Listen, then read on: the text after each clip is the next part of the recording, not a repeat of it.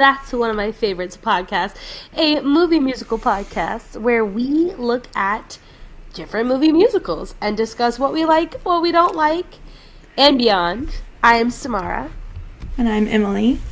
And this one is truly one of my favorites. Yeah, I was going to say, and this time we watched what is truly one of Emily's favorites, because Judy Garland's one of your favorites. Mm-hmm. I had seen this movie one time, I think. And it's cute. I like it a lot. And for those of you who don't know, it's Meet Me in St. Louis. Oh, yeah, sure. Starring Judy Garland as Esther Smith. Meet Me in St. Louis. Okay, this might as well be called the Life Happens podcast. And, like, I was telling Emily, I was like, my brain is gone. And she was like, well, let's record another night. It's not going to matter.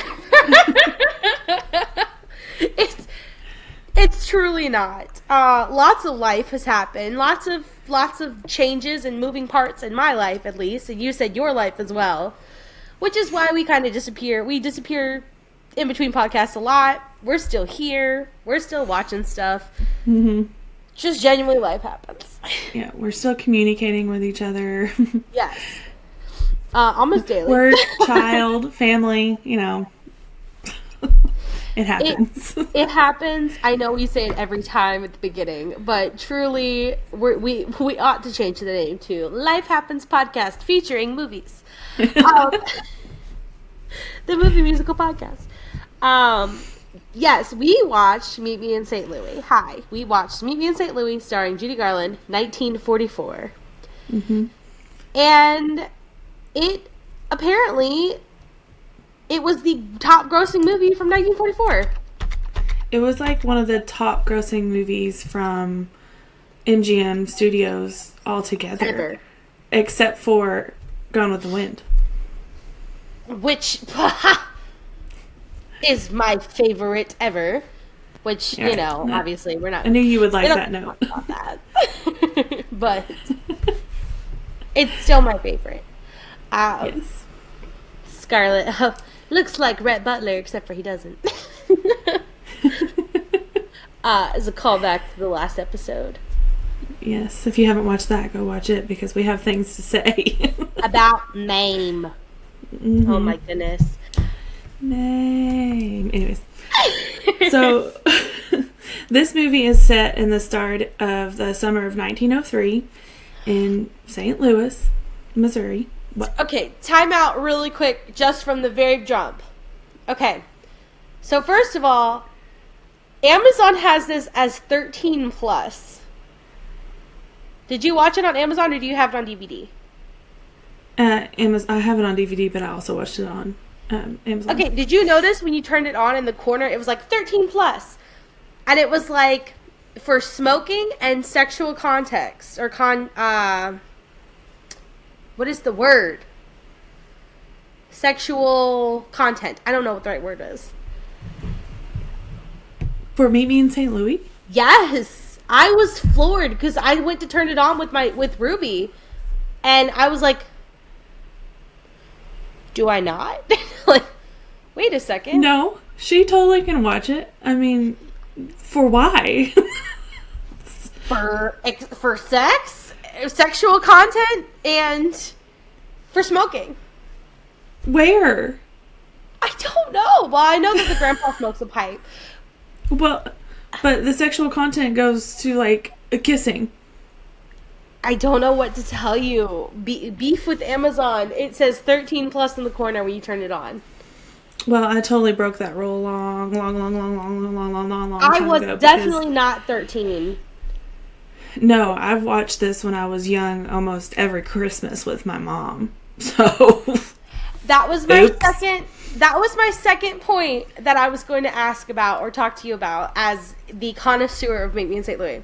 So not only is it, 13 plus on Amazon or whatever, but on IMDb and everything, when you pull it up, it says a Christmas movie musical. I mean, there's only one part in it that we'll talk about that is Christmas, but it's the same thing as Die Hard. I mean, I'll watch it year round, but it is a family tradition to watch it around Christmas time. I mean, I guess one of, spoiler alert, jump ahead. One of the most, well-known Christmas movies or musics, oh my God, Christmas songs came out of this musical. But I feel like this is I don't know how you would say it, but this is like a year-long musical. It is, and it's from the summer of 1904 to 1903 to the summer of 1904. That's the span of this movie. And they go through seasons. Like it pops up on the screen. It's like summer, autumn, I feel like spring, it could be a winter. movie. I am in one of the people genres that will watch this only in Christmas. Around Christmas time. Yeah. Not only. I will watch it if ever it's on or if ever I want to.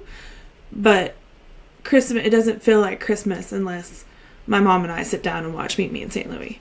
And it doesn't feel like Christmas until I hear Judy Garland's version of Have Yourself a Merry Little Christmas. Gotcha. And it has to be her version. Nobody else's.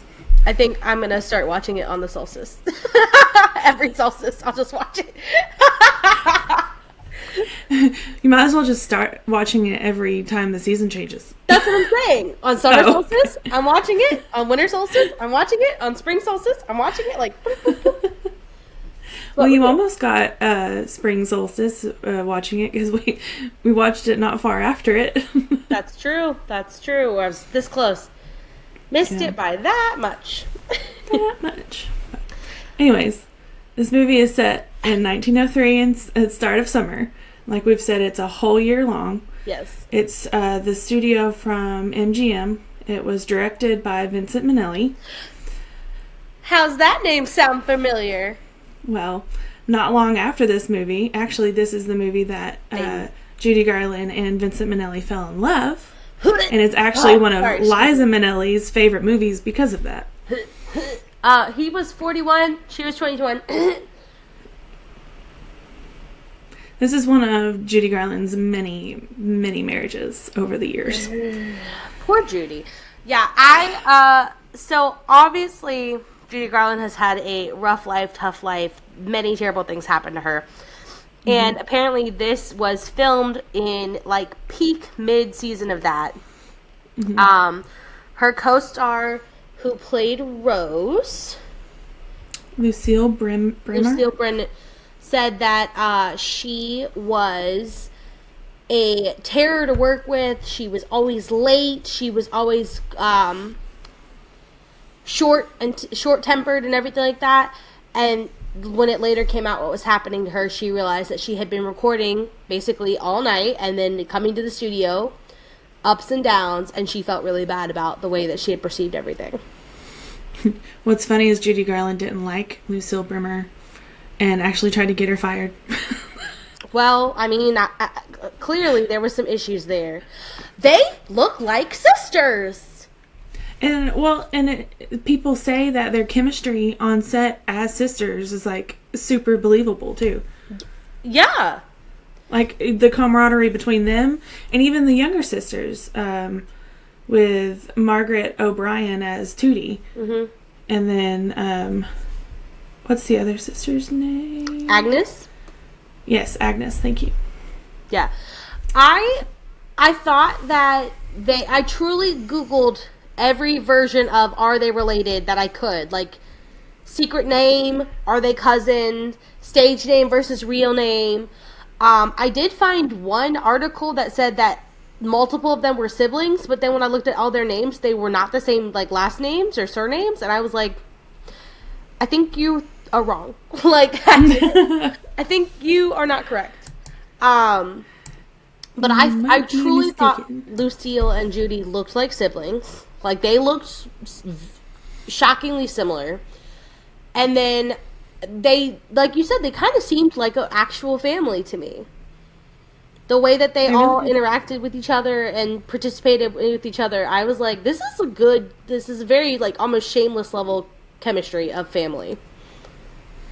Every time, like, I watch this movie, I want to live in the 1900s, like the early 1900s. The fashion, just like the house parties that they have, the family values that they have. Yeah. The fashion, it was Irene Shafry. Irene Sharaff. She is a 5-time Oscar winner. She also won for this, and she won for West Side Story, which, is on our list. Mm-hmm. And apparently this has gone down as one of the most accurate portrayals of 1900s fashion, or mm-hmm. the early 1900s fashion, which is crazy to me because you go, well, yeah, it was only like 40 years later, but then I think about like the Y2K fashion that's coming back right now, and I'm like, you're missing the mark, or whatever. And so I mean, this person really Irene put in a lot of time, and it shows. Mm-hmm. Well, they consulted the original like writer of the book on how even the set was supposed to look. Oh yeah. So like the set and the house and everything that you see was like what it would have looked like in the early 1900s. Yeah, so this was based on a bunch of short stories mm-hmm. by Sally Benson, and it was about her life. And Tootie was based on her sister, and it was just kind of about her whole life. And it got turned into this movie, which then got turned into a screenplay, or not a screenplay. I'm sorry. Got turned into a movie, and then got turned into a stage play mm-hmm. In the 80s. Which is really crazy. I haven't seen on stage, and I would really like to. I haven't ever heard of anyone doing it. Like, even the high schools around, like, they'll do, like, Music Man or Hello Dolly or something that you're kind of like, I've never My high school just reprised a musical that I was in, which is The Secret Garden. And cough, cough, 13 years later, they redid it. I just remember... And I went to see it, and it was great. Do you remember the one history professor, or not history, humanities professor, who was an older flamboyant man? And he did... I think so. I don't want to name names, but I think so. And he did the musicals. So Mr. Majors would do the regular plays, and then he would do the musicals. They would switch spring and fall. Yes. And apparently he, like, threw a chair during a rehearsal one time. Anyway. He was my humanities teacher, freshman year humanities. And for extra credit... And they did The Secret Garden. And they did The Secret Garden. For extra credit, we could go to Secret Garden and we could do a critique. And when I tell you I critiqued the crap out of it, not realizing that he had directed it, and not realizing that I was just supposed to say, musical was good, I went. I ripped it apart. I specifically remember I ripped apart one of the leads because they sounded awful. Did you fail humanities that year? I did not fail humanities. But it's I'm still surprised. hard to this day. I genuinely... It, like, clicked with me. Like, I'm not joking, like, it clicked with me, like, after I turned it in, and somebody was like, yeah, man, easiest credit I ever did. I just was like, play was good, blah, blah, blah. And I was like, what do you mean you just said play was good, blah, blah, blah. What do you mean you just said play was good? And they were like, did you actually write something? I was like, yeah! And it was mean.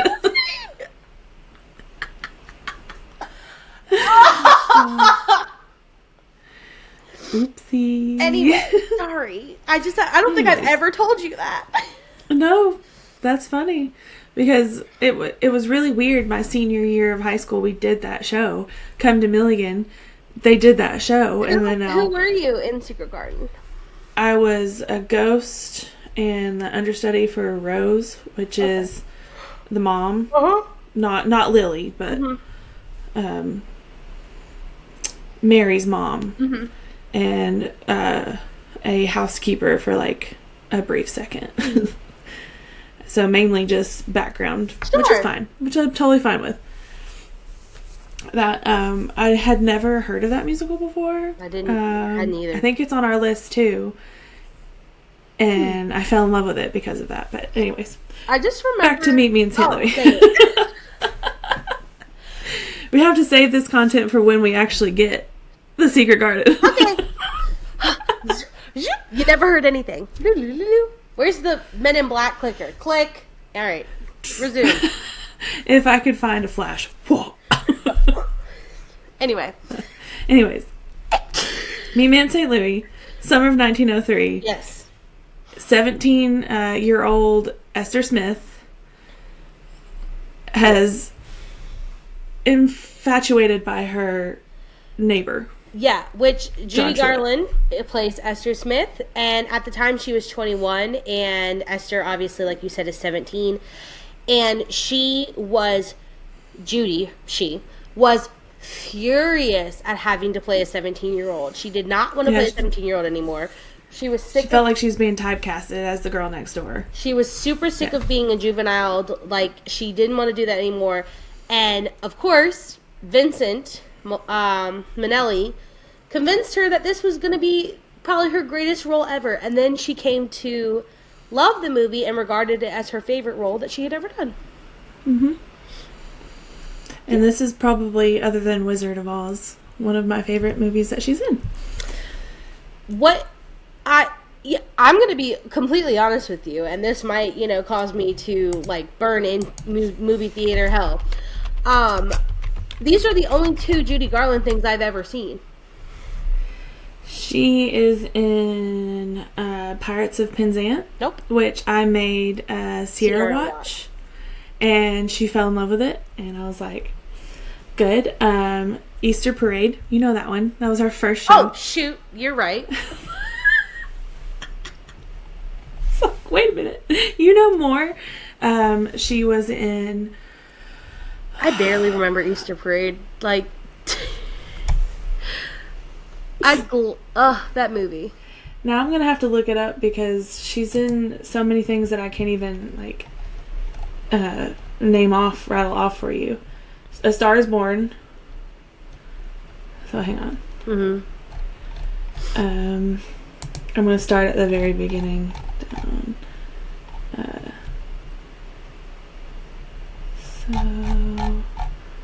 Sorry.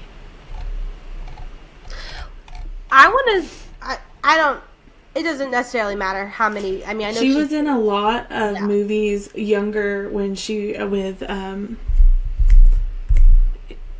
played the Asian guy, unfortunately, in Breakfast at Tiffany's. What's his name?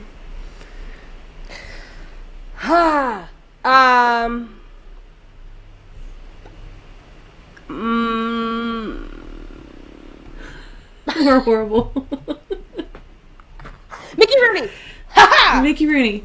She was in a lot of early like movies with him before she got like her start on Wizard of Oz, and he like even did blackface, unfortunately. I remember that. I do.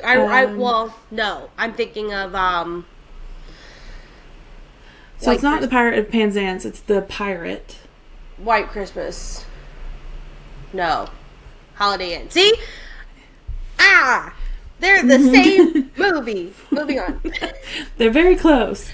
The Pirate, Easter Parade, A Star Is Born, jeez, and a bunch of other stuff. My brain is melting out. What I have seen a TikTok clip, and it went viral. I think the first year I had TikTok, so 2019. And she's singing, I don't care. I don't care. And I want to know what that is. Because I don't care. One of the things that's interesting about this movie, too, that I meant to discuss when we were talking about that she got married to Vincent Minnelli, was that it is rumored that she went after her co-star Tom. And I found it. She tried to get with him, but apparently he is a rumored homosexual back in the day. And so that went nowhere. And she was so angry and upset and hurt, even though she married Vincent Minnelli in the end, that it ruined their friendship. And Tom Drake regrets that it ever happened. Well then, my mom's gonna smack me for this, but the song that you're talking about is literally called "I Don't Care," and it's from "In the Good Old Summertime," which is also a phenomenal movie, and we should add it to our list. Add it on. In the good old summertime. This is why we're doing she's this gonna podcast. be like, Emily, you watch this all the time. You know. So Esther is obsessed with John Truitt, yes, the boy next door. Yep. And Rose has her eyes set on Warren Sheffield, a boy from Yale. A boy from Yale who is making a phone call at the beginning of the movie. He's calling her. They have to eat dinner an hour early, but don't tell Papa. Don't tell Papa that the man is calling from New York, because the phone is obviously in the dining room. They have one phone. It's 1903. I love them going on the porch to like lounge while John is out, just to kind of see. But like, because here's what the thing. A lovely day it is, Rose. We've all done Esther. it. We've all done it. We have all tried to be so cool at church or at the park or at the mall, wherever, at school, if you went to school, like, we've all done it. So I was cackling. I was like, yep, I've totally been like, I saw a video purposely on TikTok. placing yourself in front of your crush. I saw a TikTok that was like, me at 9 years old trying to seduce the 16-year-old lifeguard in the pool. Yeah. And they're like swimming. I've seen that before. Like, they do a handstand and they come up and they're like almost drowning, but they're like, and I was like, that was me! That's Esther. That's Esther. That's basically what they're doing on the porch. So they're trying to push dinner an hour back. The father's not having it. They're like, he's like, no, I'm going to eat my dinner when I want to eat my dinner, and we're going to take our sweet precious time. Well, then he finds out what they're doing and throws a temper tantrum. But then ultimately, when the phone rings, says, Rose, you go answer it. I love that the whole family, including the maid, was trying to get in on it. She gave him the smallest amount of soup. Like, she is trying to, like, get this man. And I love his response. He goes, either I lost my soup or I found my spoon. And he's like, what the hell is going on? And at one point, the maid is, like, shoving tomato soup down Tootie's throat, like, to try to get her to eat faster, because she's 5 at the time. And she's, like, like, soup is, like, dripping. And I mean, he throws, like, a grade A temper tantrum, but then when he finds out, he plays the victim. He threw a tantrum coming in the door. And first of all, it made me laugh. This whole family is so silly. This whole family is so bizarre. Agnes comes in and she's like, where's my cat? And the maid said, I kicked the cat. She says, if you killed my cat, I'll kill you. I'll tie you to 2 horses and let them rip you. But I was like, ma'am, that's so violent. Like, well, then you meet Tootie. Plus. And then you meet Tootie. Okay, so then they're like, where's your 5-year-old sister? Because when they said, where's Tootie, I was honestly expecting a boy. And I was expecting, like, a 10, 11, 12-year-old boy. Like, that mischievous, preteen, Tom Sawyer-style character. No, it's a 5-year-old little girl. In the back of she says, oh, she didn't come home to school with me. She goes, oh, she's riding in the ice truck. And she's riding in the ice truck. With the man, with a grown man. Okay. Tootie. Early 1900s. It was a different world. I also, though, even though it's the early 1900s, I love that all girls play the same thing. She is talking about her doll, and she says she's never looked so pale. She's not going to make it through the night. We're going to have a lovely funeral. Girl, when I tell you my Barbies died, my Barbies died. My Barbies were always sick. I had a chicken pot Kelly doll that when you put the cold water on it, the chicken pox would appear. When you put the hot water on it, it would take off. Well, at some point they stopped working, so she just was sick all the time. She died. Constant. She probably has died more times than anyone on the planet. Crazy. Yeah. No, Tootie's a little morbid. They're both really morbid, and they're both really violent, like, little girl characters. And apparently, not only was Tootie the character morbid, but Margaret O'Brien was apparently awful when her mother came off set. I saw that too, yeah. Apparently she was awful. She could cry on cue, no problem. There's a rumor that her mother would whisper that someone was going to kill her dog or something before she had to cry. But according to the like actual people from behind the scenes, they're like, nah, girl was just manipulative. She could cry and stop crying so fast. She was a terror on set. But a perfect angel when her mom was there. When her mom was there, she was a perfect terror. Mm-hmm. This whole set, I don't know how much, or this whole cast and crew and set, I don't know how much in the background you looked, but between Margaret O'Brien and being a terror, and Lucille and Judy not getting along, there was also a lighting man who had a mental breakdown and literally tried to drop a spotlight on Margaret O'Brien during filming. How did I miss that? It apparently, so he had, his daughter had tried out for the role of Tootie.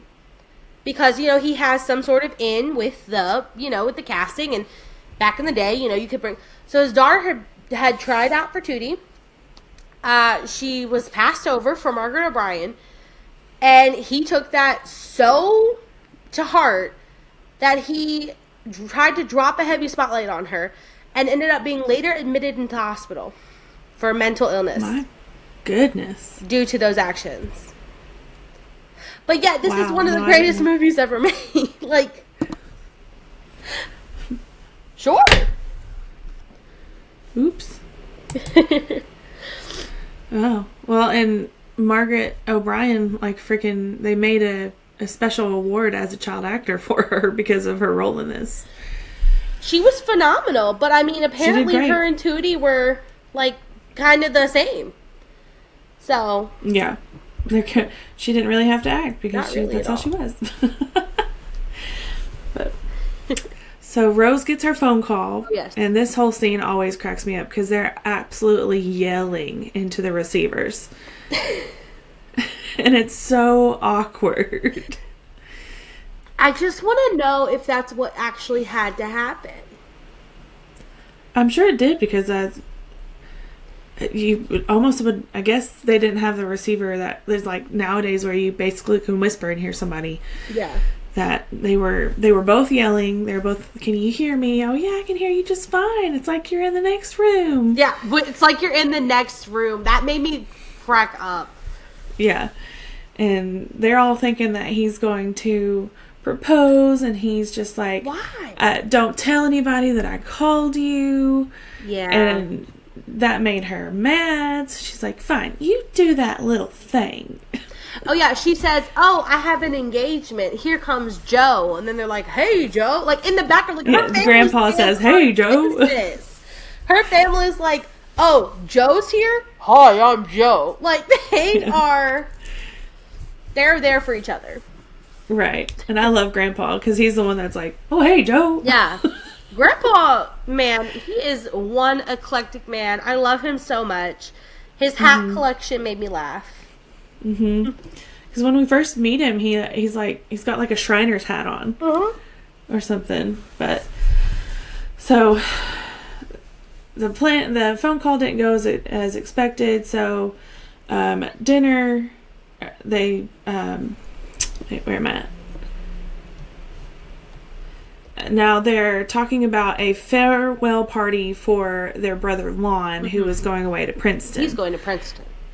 Yes.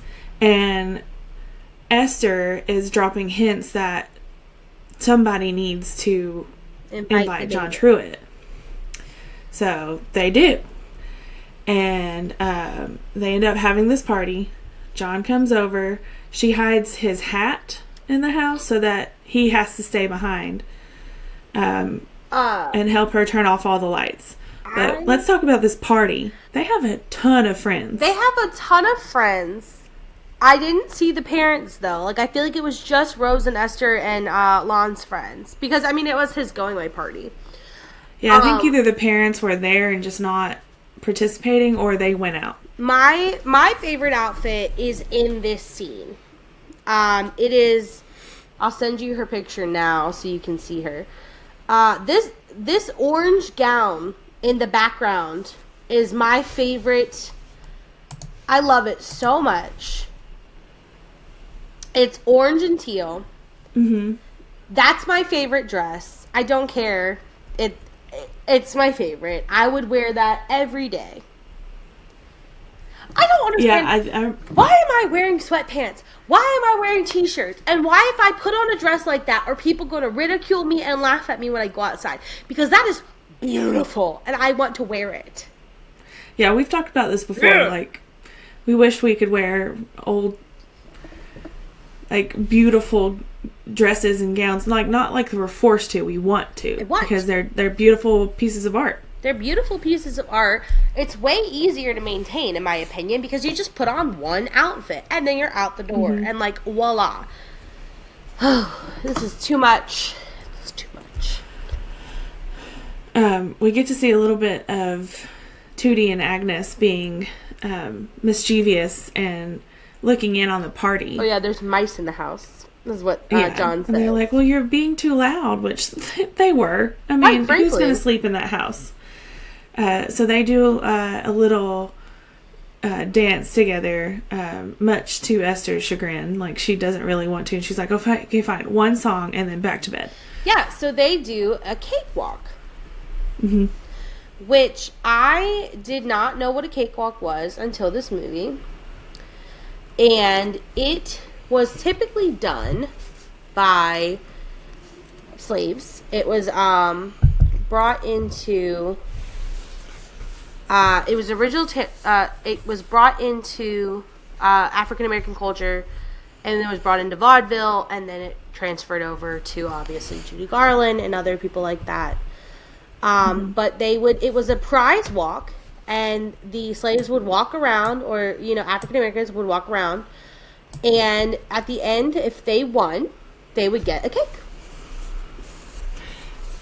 When I was younger, my church used to do that.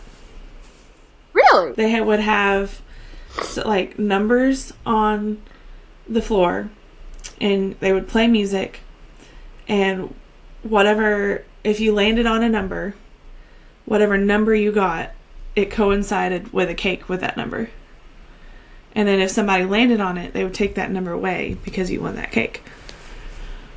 And then they would keep replacing numbers with different numbers. So there's like a whole bunch of different... I did not know that it went all the way back to the slaves. Mm-hmm. So that's a little sad. Yeah. Well, I mean, I think a lot of people... That's why I brought it up, because I think a lot of people didn't know that it was generally get-togethers for the black slave plantations before and after emancipation. So... that's why I brought it up, to kind of bring attention. It was like, this comes from, and this goes back into minstrels, and this goes back into vaudeville, and kind of like, the... It's crazy it's still practiced today, but you don't know, like, where it came from. Like, I had no clue. Because of things such like that, like vaudeville and Judy Garland, and kind of carrying over, like, all those things. It is crazy that... we lose that piece of history, but not only, like, it takes on, I don't think mockery is the correct word, but it takes on something like mockery. Yeah. Of like... I know what you're talking about, yeah. Yeah, I can't think of the exact word, but, yeah, so that's what cakewalk... Like, the tradition is skewed. Mm-hmm. It's made into something that it's not, and it came from a dark place. So, I remember the first time I watched this, my mom like paused the movie and was like, "Samara, I just want you to know that a cakewalk," like she laid it out for me, and I was like, "Yes, ma'am." And then it almost skewed the memory a little bit because again, I was not even, I don't think I was 13 when I watched this movie, but she told me that, and then in my brain I was like, was this part in blackface? Like I couldn't. They don't even mention it like being it. I guess they kind of mention it being a cakewalk, but not really at the same time. Yeah, like I that's what I'm saying is like they say, oh, it's the cakewalk or whatever, but then like in my brain I was like, did they go put on blackface or is that something else? Like and so they did not put on blackface for this movie. But yeah, that like I just remember her sitting me down and being very serious and being like, a cakewalk was this, that, and the third. The slaves did this. They won a cake at the end. It was for the entertainment of the master. But and I was like, oh, okay. And then Judy Garland and her sister, are on there dancing, and I'm like, okay. Yeah, I did not know that. Wow, the things you learn. The more you know. The more you know. Anyway, so they do a cakewalk. Mm-hmm. The girls go to bed. She tries to seduce John. Mm-hmm. Because she hid his hat. So he's like one of the last to leave because he can't find his hat. Yep. She goes and gets his hat out of the bread box. So she's like trying to get breadcrumbs off of it. And asks him to stay behind to help her turn off the lights. Yes. Which all the lights are gas powered. So they're being super flirtatious. He's being super shy. Is he she is shy? Trying real hard. Or is he being dense? I could not tell sometimes. And I also took, because I knew that Tom Drake was rumored to be a homosexual, I almost was like, are they playing with that a little bit? Because when he did put her there, pal, I was like, what? They describe him as like the shy boy next door. That's fair. So, something specifically about that move when you watched it, I was like, I almost see that as like a forced interaction. Like I'm uncomfortable, so I'm going to continue to be uncomfortable. And shake your head. Basically, that's the way I see it. And he's like super shy. So she's being super flirtatious, like trying real hard. He's shy, and she's wanting a kiss, obviously, and then, like you said, he's which she had given Rose so much crap about. Mm-hmm. Oh, good girls don't let their men kiss them until they are engaged, because Rose was trying to get a kiss from another boy because I was unclear how old Rose was. Well, she's not a spinster. I don't know how much older she is, but they make the comment, well, she's not getting any younger. That's why I was kind of like, I'm unclear if she was, like, if they were worried she was going to become a spinster, like, any day now. Like, I wasn't. Well, I think only Rose makes that, because the mom mentions, don't say anything to your papa, because you know how he is with the girls and their bows. Yeah, but that to me is like my stepdad still made us roll my eyes. Like, I was like, hi, I'm dating the guy that I've known for 11 plus years. And he's like, I'm like, hi, I'm also 27 years. He's like, like, to me that goes either way. Yeah, I mean, they make obviously there are friends that are Rose's age that are not yet married but have boyfriends, so maybe she's teetering on the age of where they're normally, like, have a steady relationship. I don't know. Well, 17 seems young to be that flirtatious with the next door neighbor who already owns his own house and everything. Yeah. But then again, in the early 1900s, they got married super duper early. And were expected to. Yeah, that's fair. So the next day or a week later. I just like the comment where he's obviously he's panicking, and he goes, "Oh, that perfume smells so nice," and she's like, "Oh, thank you," and he goes, "Smells just like the one my grandma uses." Her face was, "Excuse me." You saying that remind you of your grandmother? That's so romantic. Cool. Anyway, so yeah. So he leaves. Anyway, she wants to meet him at the trolley because the fair is coming. Mm-hmm.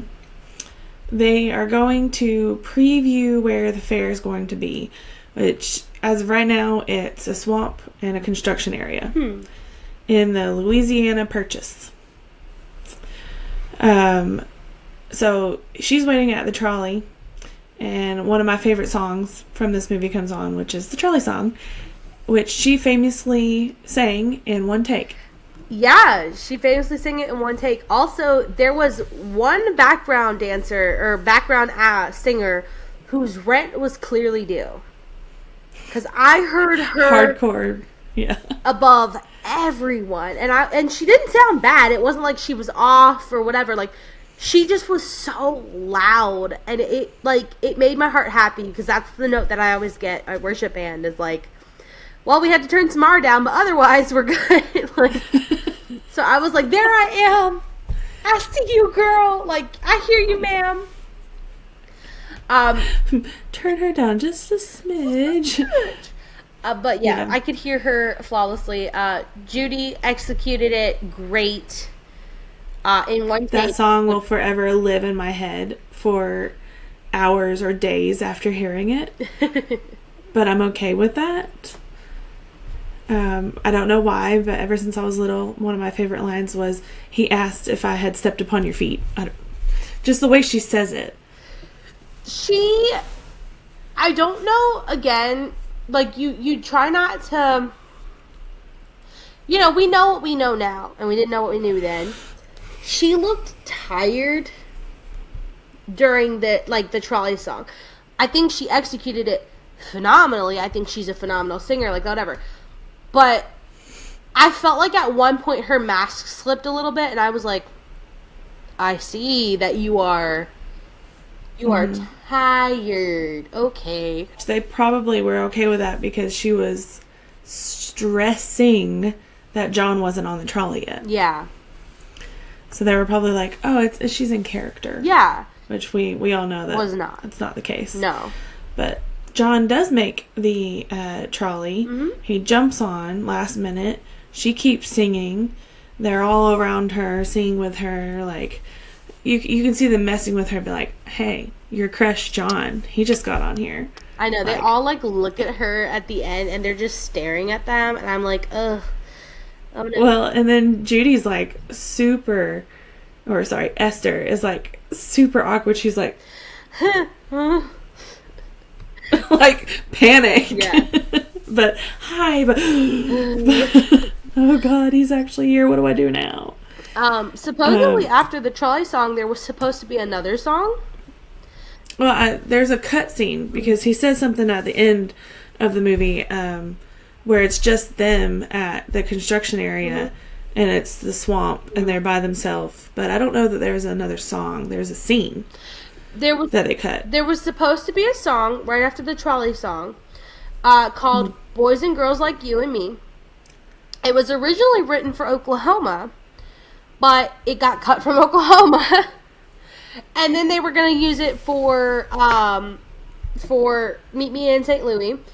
And the way that I read it in all the articles and all the background stuff was that it was supposed to be immediately after. Like, they were supposed to, I don't know if they were supposed to immediately transition into it or whatever. There is only audio recording now, though. There is no visual. Deleted scene somewhere. Mm-hmm. Yeah, I know I had read about it before because it's just supposed to be them looking at what the World's Fair is going to be. And it's just swamp. Because at the end of the movie, when they're at the World's Fair, they're talking about how great it is. And he makes a quote that says, I liked it better when it was just swamp and it was just you and me. Aww. So, If you didn't understand what that came from, it's because it came from the deleted scene that you're talking about. Okay. So several months later, it is Halloween, and Oh my the way God. they used to Oh my celebrate God. Halloween is creepy. Nightmare fuel for young kids, like how? Dude, first of all, That part might be a little scary for Ruby, now that I think about let's it. not even talk about the costumes that the kids wore. What were they all supposed to be? I understand that she said she was a drunken ghost. Goblins or something? Looked crazy. Something scary, yeah. And the one boy who was the quote-unquote leader looked like he had filled out his bust and was wearing a skirt and had filled out his butt. Yeah. But also had a mustache. Like, what were these kids? First of all, what were these kids supposed to be? Except for just dirty and feral. They were burning stuff on the street. That their parents purposely gave them for this giant bonfire.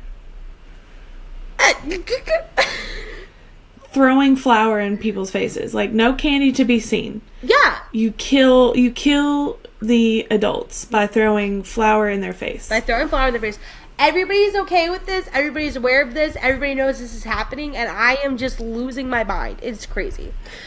What everyone is not aware of or ready for is Tootie and Agnes decide to derail the trolley. Or at least attempt to. What? These kids are murder. These kids are psychopaths.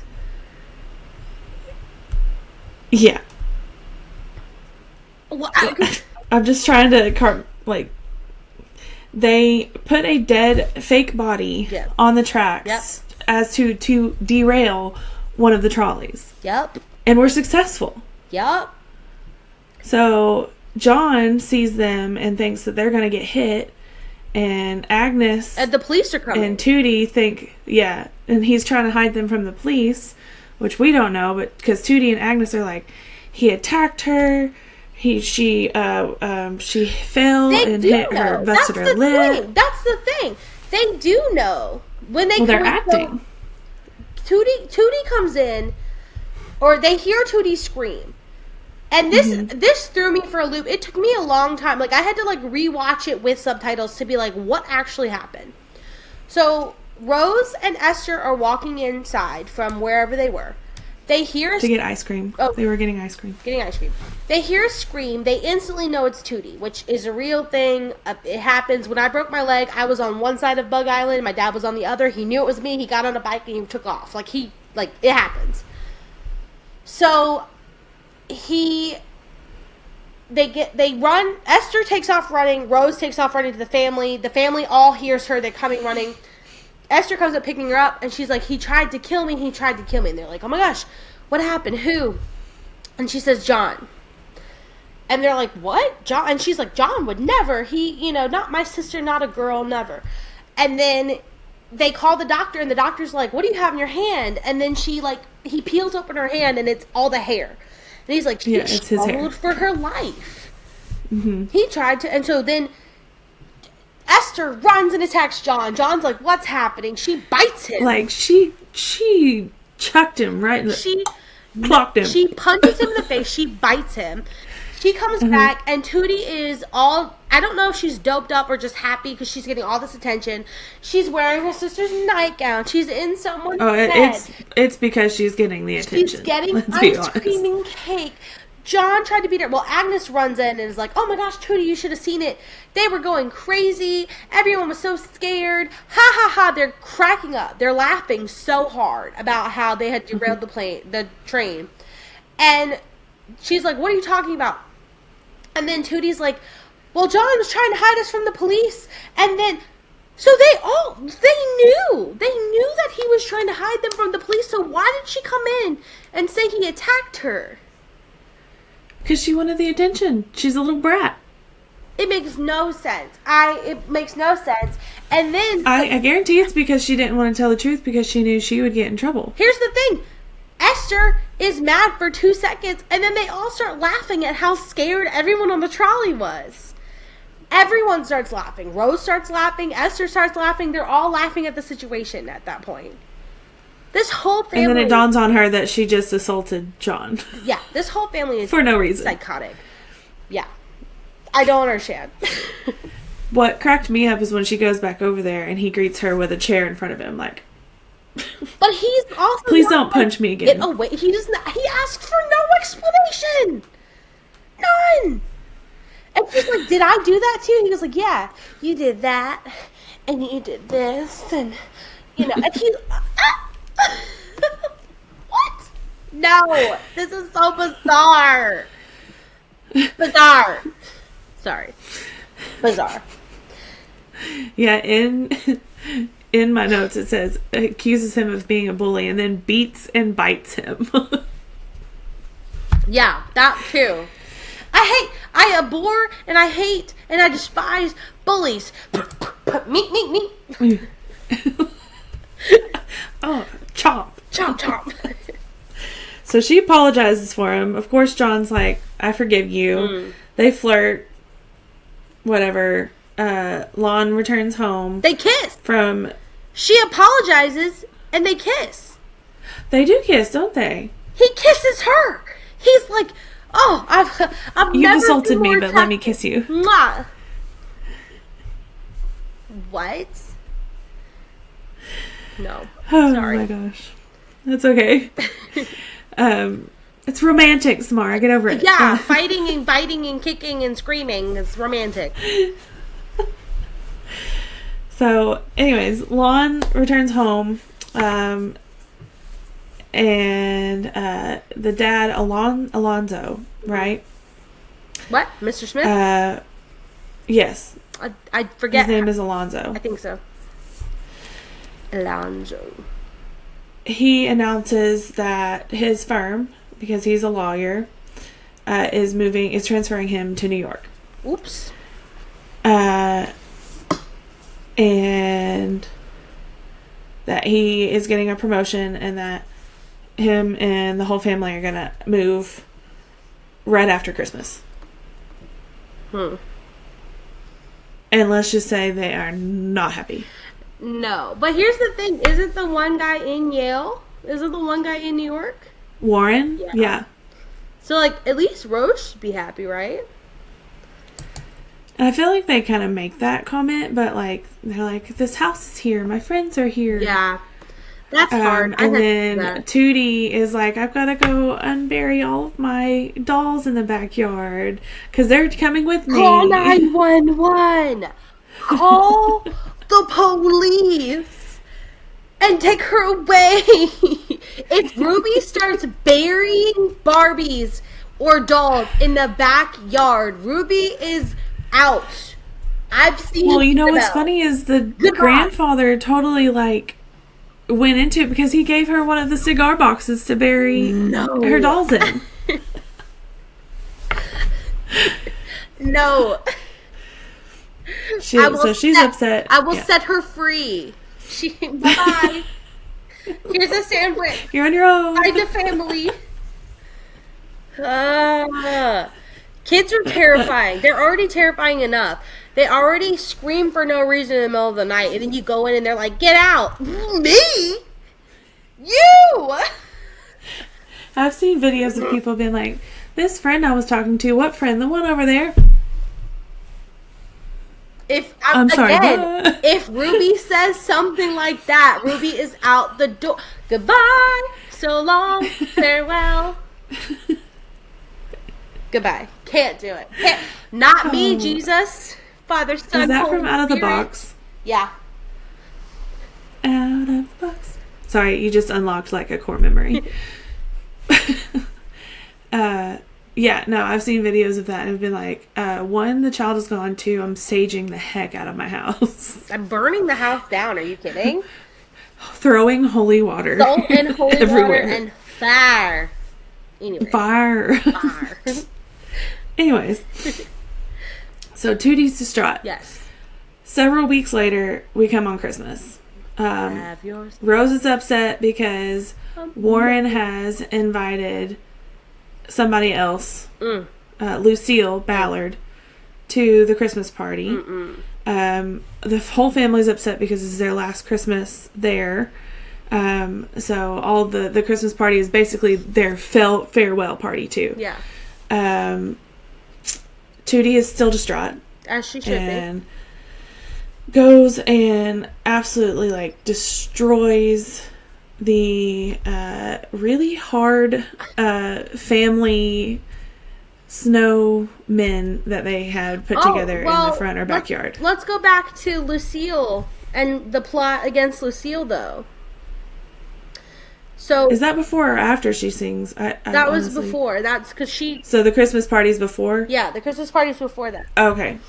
Sorry. No, you're fine. I got ahead of myself. So, Rose, in being distraught and being angry that Lucille is invited by Warren, which, I mean, first of all, how dare you, sir? Second of all, how dare you? Right. She decides that she's going to take Lucille's dance card because, you know what those dance cards are, right? Mm-hmm. I didn't. You sign up for the dances. Yeah. So I learned that. Well, I knew about that then, but I also relearned about it in Bridgerton. Yes, in Bridgerton. I didn't know that was the origin of Pencil Me In. Mm-hmm. Let's, pencil me in. Squeeze me in right there. Mm-hmm. So she fills her dance card with people that she knows are gross, horrible dancers, really clumsy, really awkward. So that's the plan. That's the game plan that she decides to do to make Lucille look embarrassing. But Lucille is actually really kind and really nice and is like, Warren and Rose should be together, and tries to, flirt with she wants to flirt with the brother. She's like, oh, Lon, because Rose ended up going with Lon. Yeah. And Lucille was like, Warren's been talking about you nonstop, so let's all be adults here and switch partners. So Esther then... This pisses me off every single time. What? Rose telling Esther, the plans have changed. Like, the plans have changed. Like, I'm happy. I don't care about you. You're taking the bad dances. Yeah. So it just leaves her high and dry. They swap the cards. Lucille now gets a normal card. Esther gets the clumsy, awkward dancer cards. But she also is super excited that John shows up and they dance all the rest of the night. And then he proposes to her. This happens. But you know what? My grandpa and my grandmother, they met and they were married 3 weeks later. And they were married till the day they both died. So, I mean... I guess. Well, and we learned that John wasn't originally going to get to go because his suit got stuck in the laundromat. So she ended up going with her grandfather. Yeah. And then her grandfather, they switch, and then John does show up, and then it's like, happy, yay. He's there. They propose. He proposes at midnight on Christmas Eve. So on Christmas Day. Mm-hmm. And now Esther comes home. To a distraught Tootie. She talks about how if I can't have these snowmen, then nobody can, and runs outside and like destroys the suspiciously really tough snowmen. And they're beautiful snowmen. They're like the most perfect snowmen ever. And then Esther gets her back inside and reassures her by singing Have Yourself a Merry Little Christmas to her. And gets her to go to bed.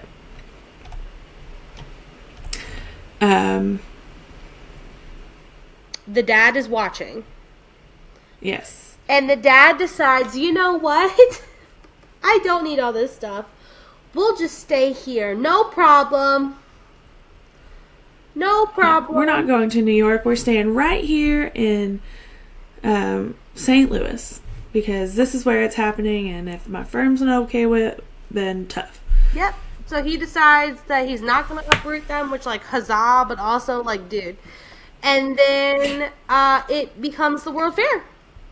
It's a full year later. And they all go in these, like, really pretty all white dresses, and voila. That's when that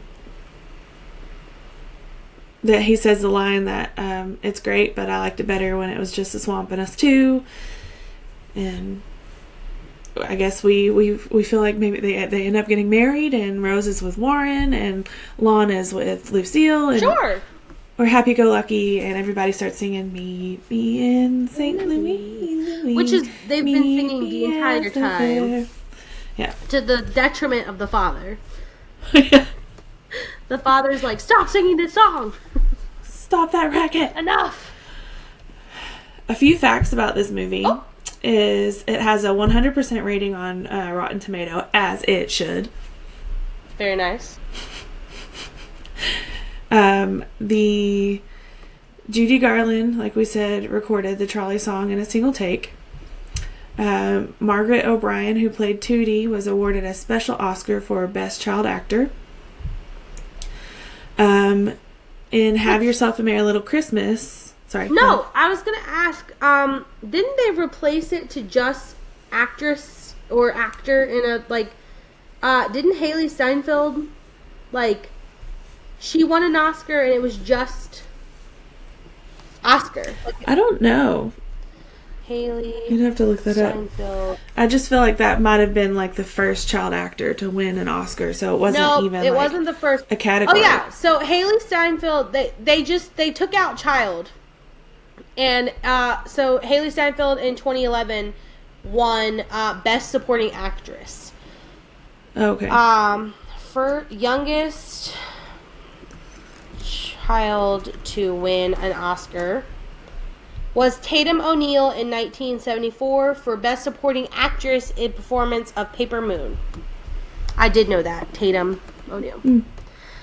So at some point they took away child and just literally put, like, these kids are actors or Supporting actresses. actress. Yeah. I mean, if they do well that makes enough. sense. I think Dakota Fanning. But yeah, she won an Oscar for her performance. I think one of the only, like, Oscar winners for that movie, which is crazy to me. As far as actresses and actors go, they won several other awards for, like you said, costume, set design, and all that stuff. The set design is so beautiful too. You know, they actually built that house, but that's a note I have on here. That house. Have Yourself a Merry Little Christmas. Beautiful, but also it looked haunted AF when Halloween came. I was like, spooky house. You need to Google Eufaula, Alabama. There's a house in Eufaula, Alabama. Well, there's a whole stretch of houses that look similar to that. They use one of the houses for Sweet Home Alabama. The reason I know this is because we used to go through there all the time to get to Panama City. There's a house that looks almost exactly like it. I've loved it since I was little. I call it the gingerbread house. And it looks very similar to that house, but I digress. If you're listening, go Google Eufaula, Alabama. It's gorgeous. And it's not spelled how you think, so good luck. Yeah, it starts with an E. Sorry. Starts with an E. Anyways, Have Yourself a Merry Little Christmas. Judy originally refused to sing one of the grim original lyrics that says, Have Yourself a Merry Little Christmas. It may be your last. To little Margaret O'Brien. So she changed it to Have Yourself a Merry Little Christmas. Let your heart be light. Let your heart be light. My lazy eye is going so ham right now. And I feel like I can't concentrate on what you're saying. I didn't even know you had a lazy eye. Girl, what? Look at my eyes.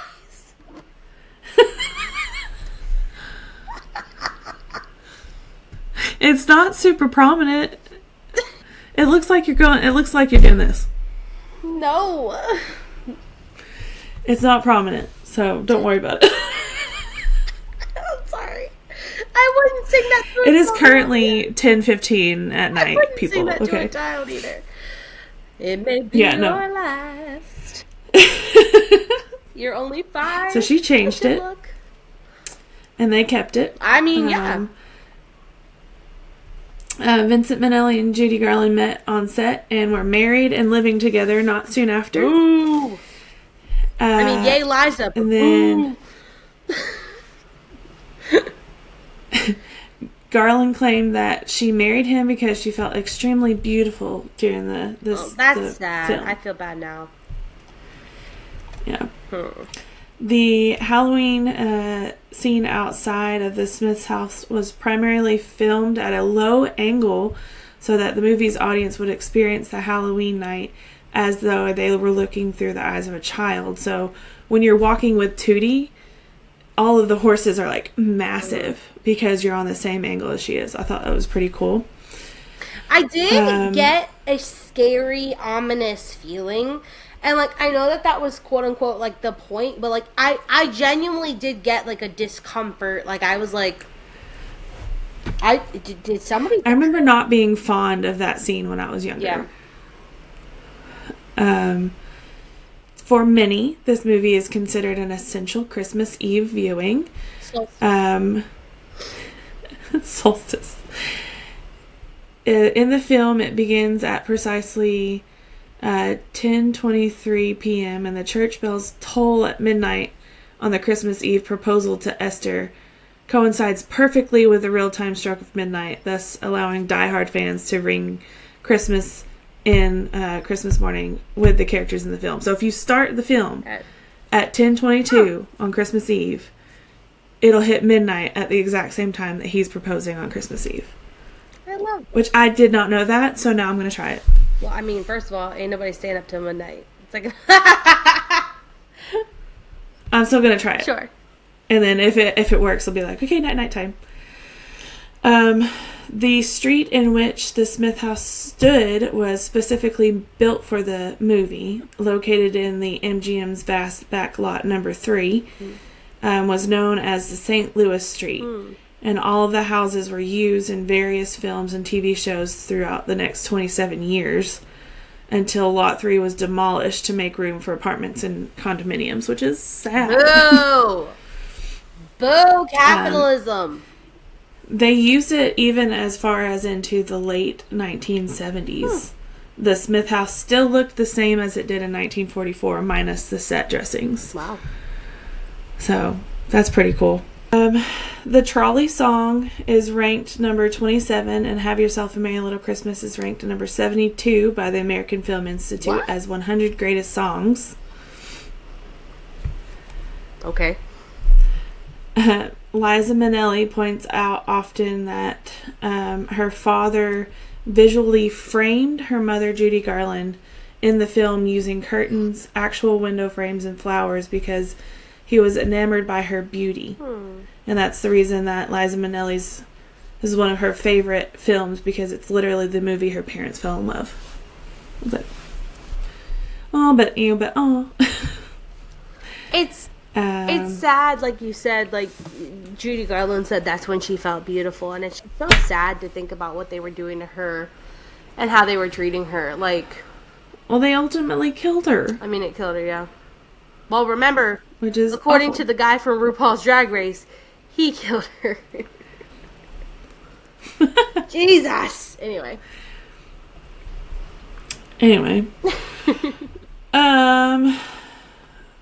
Let's see. Did you know that Mary Astor, the one that played her mom, was only 11 years older than Lucille Bremer, who played Rose, and 16 years older than Judy Garland? So she was pretty young playing a mother. Yeah. It's weird when that happens, or I feel like it's kind of sad when that happens. I can't remember if I was talking to you about it. We may have had this conversation before, but like Melissa Joan Hart right now is 44, I believe. Or no, she's not 50 something. She's 40 something for sure. And she just put out a movie, or was in a movie, where she is a grandmother to like a 14 and like a 10-year-old or something like that. Like, they are older looking kids. Now, granted, people can have babies when they are babies themselves. Like, 1,000%, I understand that teenage pregnancy is a thing, but like, unless it is stated in the movie that she was a teenage mom and then her kid was a teenage mom and this is a cycle that is trying to be broken, she's 44. What are you doing with her? Like, why are we having people who are 20 years old playing people who are 15 because you want that. I'm going to go on a rant. I'm not going to go on a rant. Middle-aged women have a place in Hollywood. The end. Amen. Oh my God. Over. One of my new coworkers, that's part of what life has been going on. It's super fun. One of my new coworkers was talking, and I said, I have a kid in here in the class or whatever, and she goes, oh, how old are you? And I said, I'm turning 30. She goes, oh my God, I thought you were like 26 or 24. And I was like, excuse me? And she's like, yeah, I thought you were 24. I was like, how old are you? She's like, I'm turning 24. And I was like, I'm going to ride this forever. I told somebody what I did, and they were like, wow, you're really young. And I was like, I'm 31. And they were like, I could have sworn you were 25. I was like, I literally was like, thanks. Thank you. I would have taken 20. Especially if you're like, they thought they were their age. That's what I said, because I was like, no, how old are you, though? Like, that's what really matters. And she's like, I turned 24 this year. And I was like, thank you. It's called skincare. Thank you. It's called good genes. Girl, I know you get Botox. I got Botox before my wedding one time. One time. You can cut that part out. That stuff is no longer in my body, okay? Cut that out. That's fine. No, I'm leaving that in there. That's hilarious. She only got it one time, people. Right here. I need that. Do you see that? But no, here's the thing. My daughter was also born with these. Like, she came out having these, so these are hardcore tired genetics. I don't know what that is. Anyway. I will say that the Botox got rid of them for a little while. Just saying. Anyways, and it was free. The caveat. I got a package from a bridal show for free. Nice. Tried it out. Was scary as crap having a needle that close to my eye. So, I think it's actually just two more. No, one more. As of 2023, which is sad, only 2 members are still living from the cast. One is June Lockhart, who played Lucille, and the other is Margaret O'Brien, who played Judy. So, that's my fun facts. I don't have any fun facts. I said all my fun facts. What do you rate this movie? I give this movie an 8. This is a good movie. I like it. It doesn't have a nostalgia factor for me. So, I mean, you know. Nostalgia factor is a 10. Yeah. Movie-wise, it's at like a 9.5 for me. Every time it comes on, I'm like glued to the TV screen, even though I've seen it 100 times. It came on by itself around Christmas time, and I like popped down, and Nick was like, what is this? I was like, shh. Don't speak. Yeah. He was like, what is happening? I was like, sir, Judy Garland's on the screen. You don't talk. Feel free to go do something that I don't normally let you do. Bye. Yeah. Be gone. No, he actually sat down and watched it, and he was like, pretty good. I was like, pretty good. Pretty good. Very good. Pretty good. The most good. Phenomenal. What are we watching next time? Let's see.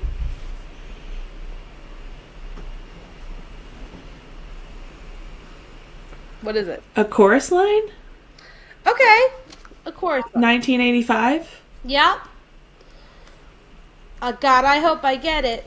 I hope I get it. How many boys, how many girls? Look at all these people.